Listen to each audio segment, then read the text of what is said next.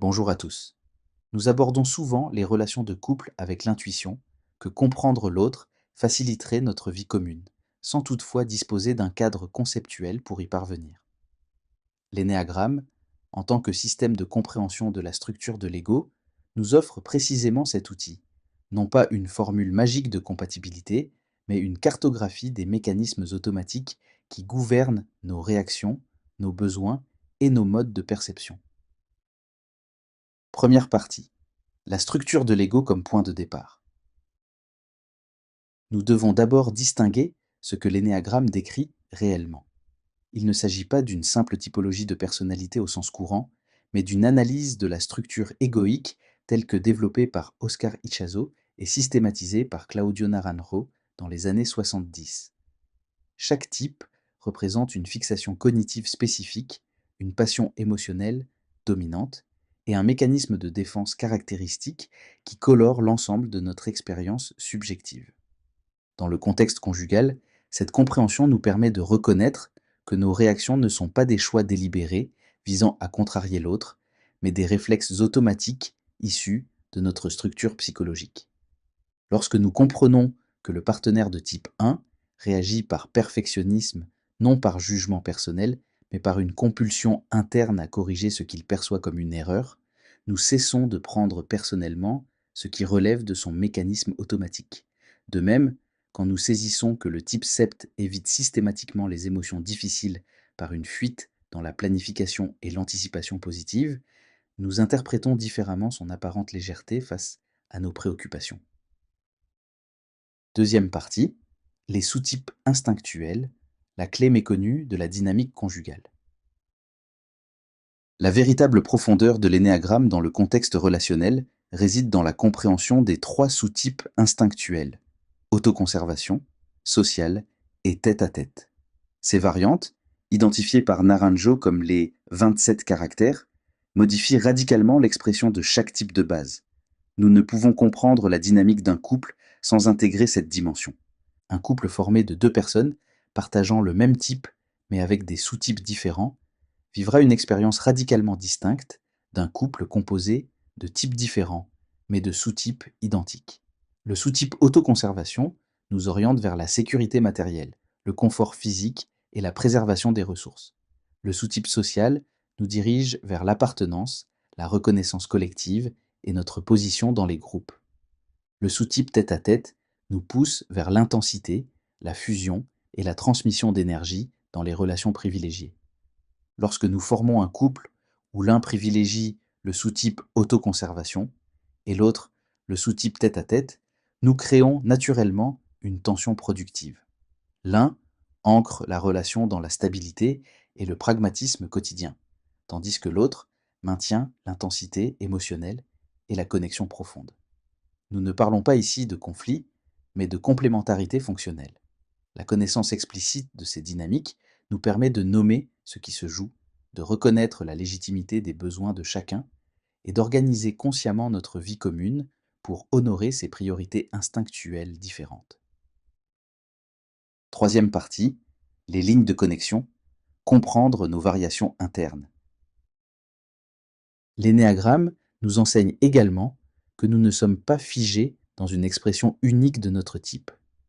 Les lignes de connexion, communément appelées flèches d'intégration et de désintégration, décrivent comment nous empruntons les mécanismes d'autres types selon notre état de stress ou de bien-être. Cette compréhension s'avère cruciale dans la vie conjugale. Nous observons que sous stress, nous adoptons les aspects compulsifs du type vers lequel nous nous dirigeons en désintégration. Un type 9, par exemple, manifestera sous pression les traits anxieux et réactifs du type 6. Si notre partenaire ignore ce mécanisme, il percevra un changement de personnalité déstabilisant et pourrait interpréter cette transformation comme un problème relationnel. En revanche, lorsque nous comprenons collectivement ces dynamiques, nous reconnaissons les signes de stress chez l'autre et adaptons notre soutien en conséquence.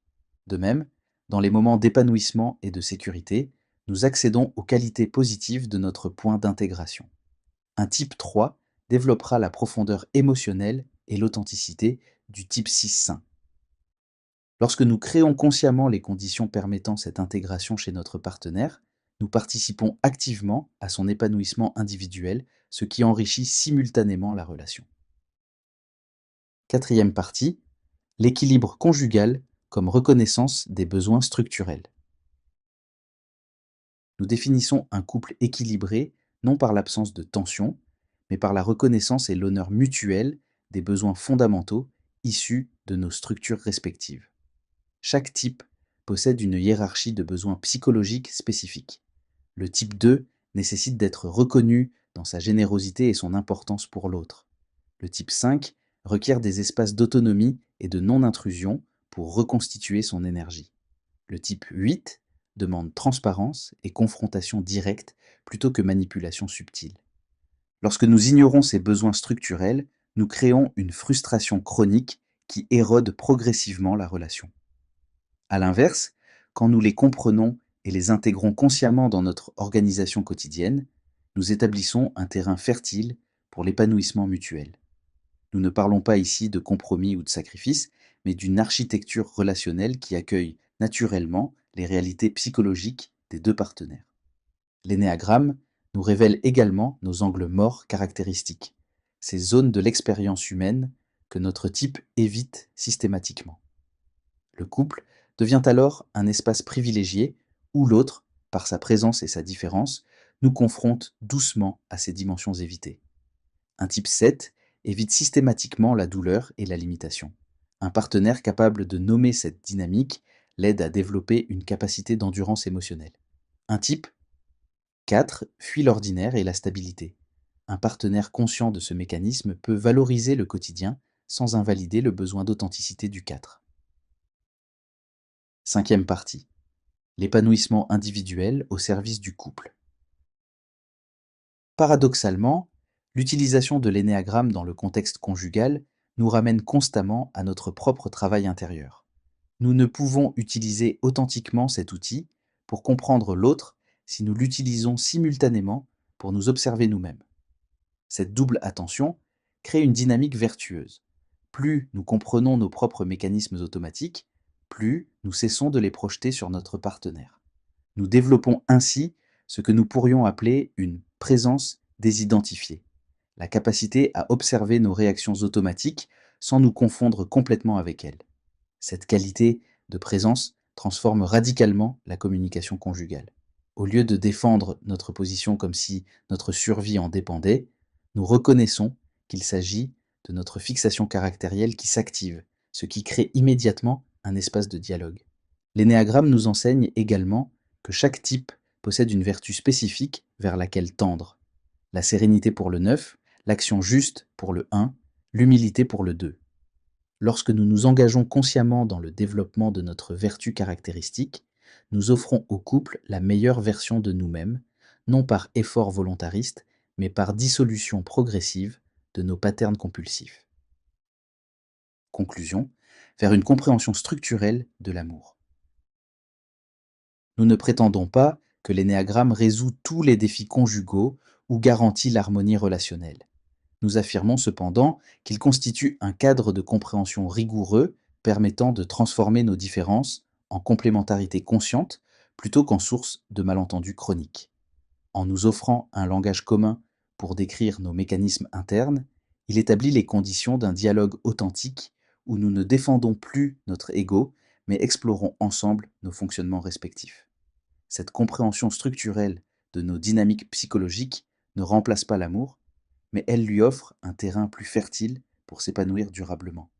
Merci pour votre écoute. Première partie. La structure de l'ego comme point de départ. Nous devons d'abord distinguer ce que l'énéagramme décrit réellement. Il ne s'agit pas d'une simple typologie de personnalité au sens courant, mais d'une analyse de la structure égoïque telle que développée par Oscar Ichazo et systématisée par Claudio Naranjo dans les années 1970. Chaque type représente une fixation cognitive spécifique, une passion émotionnelle dominante et un mécanisme de défense caractéristique qui colore l'ensemble de notre expérience subjective. Dans le contexte conjugal, cette compréhension nous permet de reconnaître que nos réactions ne sont pas des choix délibérés visant à contrarier l'autre, mais des réflexes automatiques issus de notre structure psychologique. Lorsque nous comprenons que le partenaire de type 1 réagit par perfectionnisme, non par jugement personnel, mais par une compulsion interne à corriger ce qu'il perçoit comme une erreur, nous cessons de prendre personnellement ce qui relève de son mécanisme automatique. De même, quand nous saisissons que le type sept évite systématiquement les émotions difficiles par une fuite dans la planification et l'anticipation positive, nous interprétons différemment son apparente légèreté face à nos préoccupations. Deuxième partie. Les sous-types instinctuels, la clé méconnue de la dynamique conjugale. La véritable profondeur de l'énéagramme dans le contexte relationnel réside dans la compréhension des trois sous-types instinctuels: autoconservation, sociale et sexuelle, ou 1 à 1. Ces variantes, identifiées par Naranjo comme les 27 caractères, modifient radicalement l'expression de chaque type de base. Nous ne pouvons comprendre la dynamique d'un couple sans intégrer cette dimension. Un couple formé de deux personnes, partageant le même type, mais avec des sous-types différents, vivra une expérience radicalement distincte d'un couple composé de types différents, mais de sous-types identiques. Le sous-type autoconservation nous oriente vers la sécurité matérielle, le confort physique et la préservation des ressources. Le sous-type social nous dirige vers l'appartenance, la reconnaissance collective et notre position dans les groupes. Le sous-type sexuel nous pousse vers l'intensité, la fusion et la transmission d'énergie dans les relations privilégiées.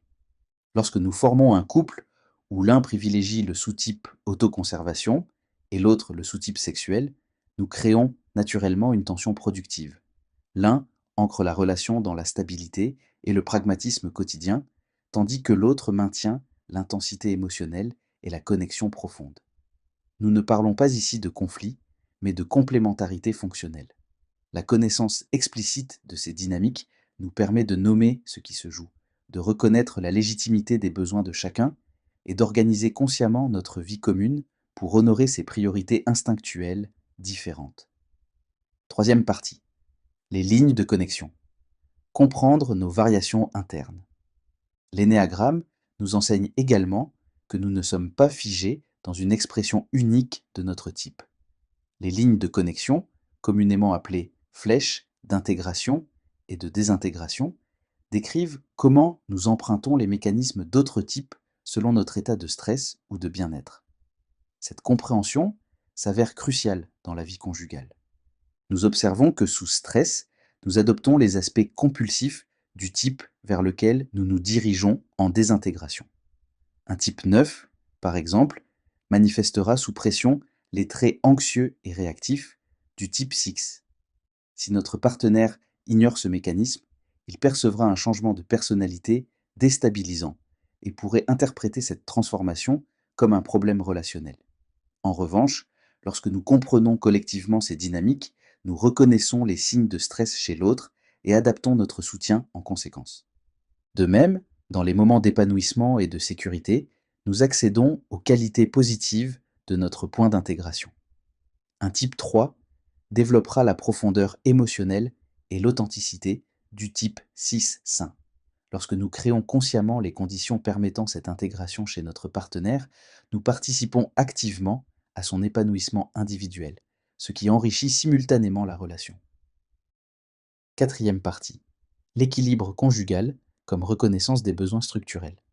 Nous définissons un couple équilibré non par l'absence de tension, mais par la reconnaissance et l'honneur mutuel des besoins fondamentaux issus de nos structures respectives. Chaque type possède une hiérarchie de besoins psychologiques spécifiques. Le type 2 nécessite d'être reconnu dans sa générosité et son importance pour l'autre. Le type 5 requiert des espaces d'autonomie et de non-intrusion pour reconstituer son énergie.